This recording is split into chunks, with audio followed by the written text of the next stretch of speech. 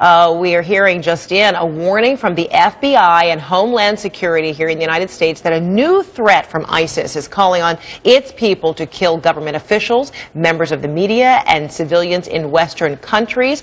More specifically, sources are telling our Justice reporter Evan Perez that this bulletin states in part that the ISIS mouthpiece al-Adnani has issued a new call for all Mujahedin to rise up and kill soldiers, government employees, media, and civilians, and cites the risks of attacks in the U.S., U.K., France, and possibly elsewhere. Let's talk more about this. We're also trying to get back in touch with our Justice correspondent, Evan Perez, who will join us momentarily. But right now, National Security Analyst Juliet Kayyem and retired Lieutenant Colonel Tony Shaffer. All right, good to see both of you. Juliet, what do you think when you hear that? Is this to be expected now days following this attack in Paris, or does this kind of, raise the alert level in your view?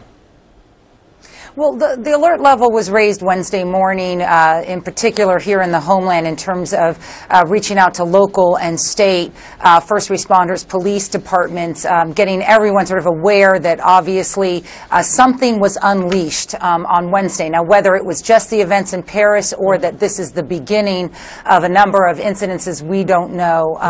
But the warning to law enforcement and the press is accurate at this stage. I mean, basically, and the specific call to not make your presence known on social media, I think, is really important. Do not put your kids on social media, say that you're going to a movie at a certain time. Just for the time being, people should, in particular people in law enforcement and the media, should just essentially be smart about projecting their persona, at least until we know whether this was one incident, a horrible incident, or the beginning of something a little bit, something more violent for other countries. And Lieutenant Colonel Shaffer, this continues, of course, to spread fear. But what does law enforcement in the U.S. or even in other countries, such as France or the U.K., do with this kind of information?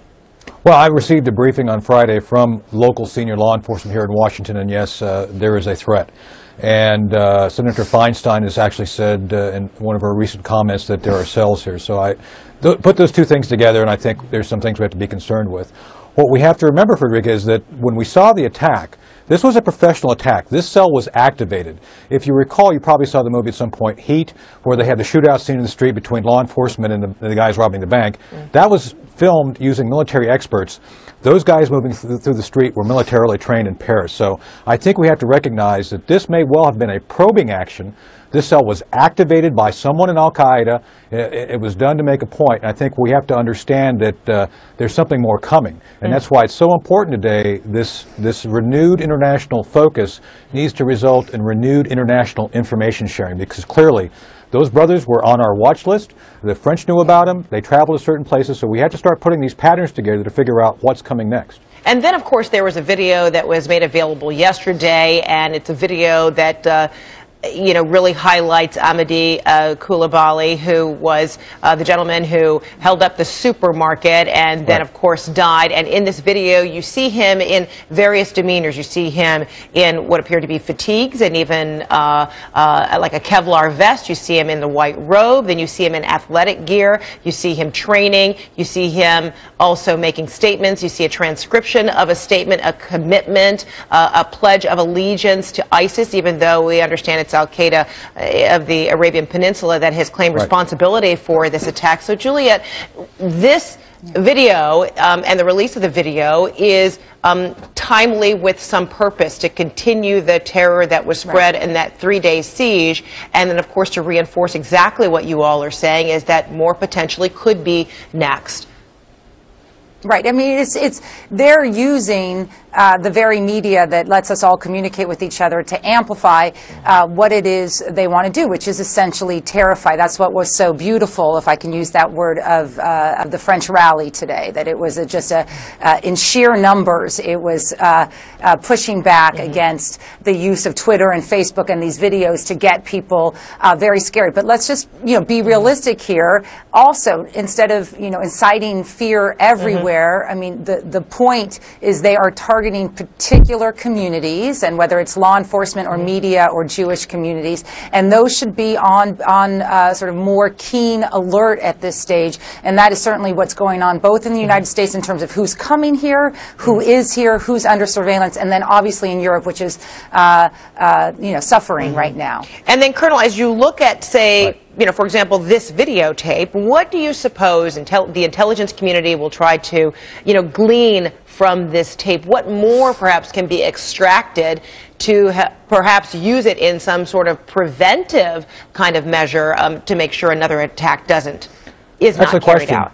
Actually, yeah, I think, first off, just the words that he uses in the video when he talks, or the way he does things, that tells us something about how they train, what their thinking is, and then we take that as kind of the baseline and look for others who fit that pattern. And again, it's not about radical Islam, it's about radicals who actually may be here. I mean, we understand that radical Islam is something we have to address. At the same time, we have to look at the larger level. Egyptian President al-Sisi actually made a critical speech on the first day of this year, talking about the need for Muslims to walk away from the violence. So the other thing we have to do now is work with the Muslim community to have them help us go after these very folks. I work with the Association of British Muslims in London.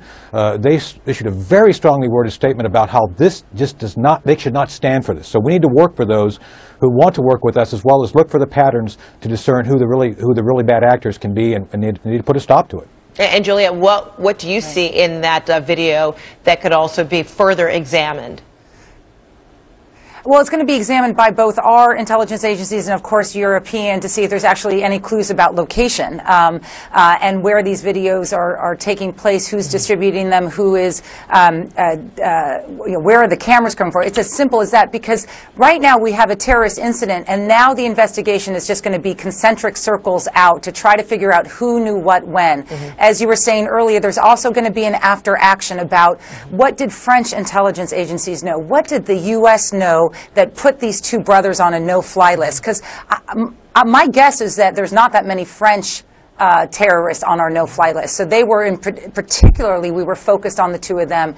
So there's going to be the after action to learn from it, and then, of course, this investigation. This investigation is going to be ongoing for years, as we saw with 9/11, as we saw with July 7th in Britain.